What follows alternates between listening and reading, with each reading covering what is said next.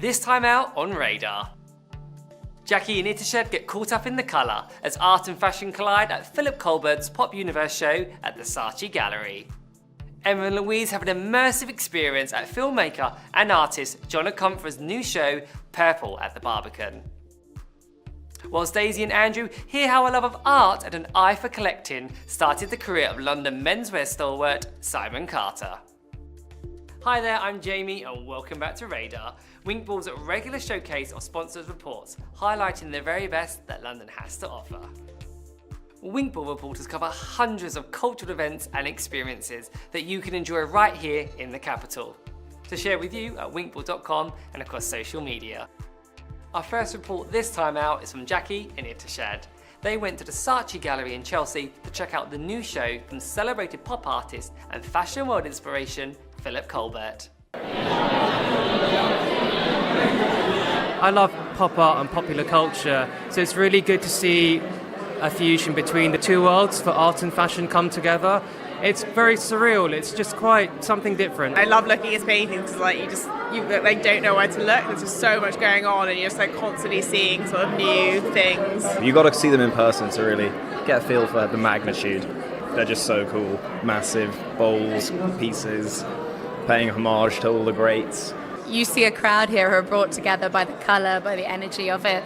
And it's just representative of Philip and Charlotte themselves. You know, they have that, they sort of embody their work in a way. And I think they're going to be the new Warhol. Philip had a brightness and intensity. And I think he's an absolute genius, and I think he's very much in the heritage of Dolly and Warhol and Jeff Koons, and I wish I had the money to buy his work. I just like the lobster because I had a thing with the lobster once as the person who's in the costume. He's my ex-boyfriend. You can see this character on many of his paintings, and then you see just this guy walking around, and that's really, really an amazing touch. Yes, definitely. Bold, bright and brilliant. I can see why Lady Gaga is a fan.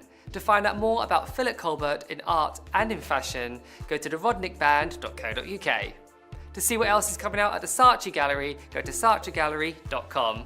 Now, Ghanaian-born British artist John Akomfrah has been at the very forefront of art in films since he first founded the Black Audio Film Collective in 1982.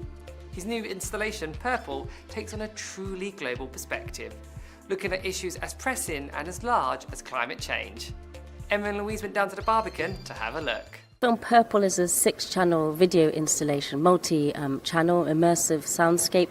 I didn't actually pick the materials, so John's known for kind of working in a way called montage, where he kind of selects, edits and pieces imagery together. And John loves to work with different types of imagery, so he works a lot with archive imagery. So in this particular film we've got imagery from the BFI archives, the Natural History archives, and also his own archives. And then he kind of splices and choreographs that with new images that he's kind of shot in locations. So this particular film was shot over 10 countries, from Greenland, Arctic, the volcanic Marquesa Islands, and then he splices that with kind of archive footage right from the 40s right through to the present day. And the importance for John in using montage as a way of kind of talking about his work is because a singular kind of narrative doesn't necessarily work, and juxtaposing different types of images means it kind of uncovers maybe hidden relationships that you might not have previously seen. I mean, there's lots of kind of, it's called Purple, and Purple I think was chosen by John because it's a kind of open-ended title, and John's work is kind of open-ended. There's no kind of final bow or tied neatly, but purple in West African cultures often kind of references mourning or death.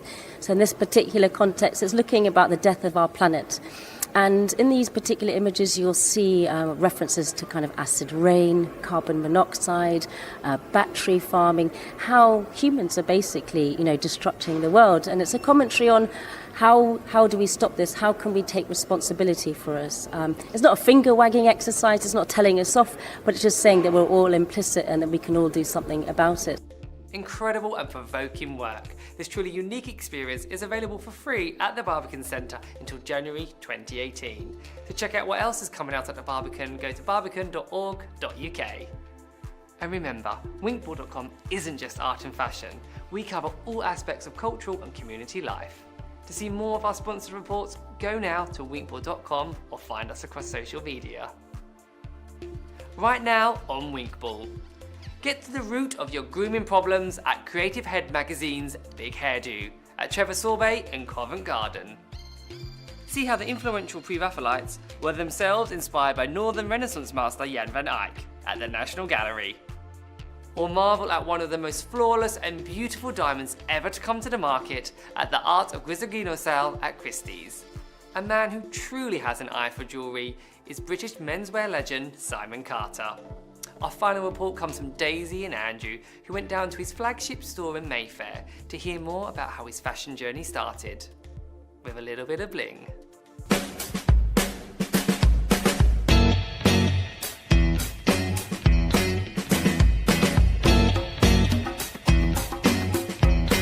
Well, I began in the 1980s on the King's Road in Chelsea. I've always been interested in art and antiques and designing and collecting, and I had a part-time job in a vintage store there, and people would bring things in to sell. And I've always loved old motorbikes, and someone brought in this little brooch, and it was an old motorcyclist from the 1930s. So I found a factory that made 100 of them, and started at the top of the King's Road and worked my way down to the bottom of the King's Road, and nobody bought them. So it was all looking a bit tragic. And I went into this really famous jeweller's at the bottom of Sloane Street, and it was pouring with rain, and I was very bedraggled, and I thought, no one's going to buy my little brooches. And they said, they're very interesting, we'll take 50. And that was the turning point, so that was really where it all began. With stores across London from Bloomsbury to Blackheath, Simon Carter really is one of the capital's fashion assets. And to check out his full collection, go to simoncarter.net. Well, unfortunately, that's it for this edition of Radar. A massive thank you, of course, to all of our sponsors for sharing details on the fantastic events and their services. And remember, if you want to sponsor or commission a report, join the team and become a WinkBall reporter, or just keep up to date with the very best that this great city has to offer, go to winkball.com. And look out for us across social media too. I'm Jamie for WinkBall. Thanks for watching. Stay in touch.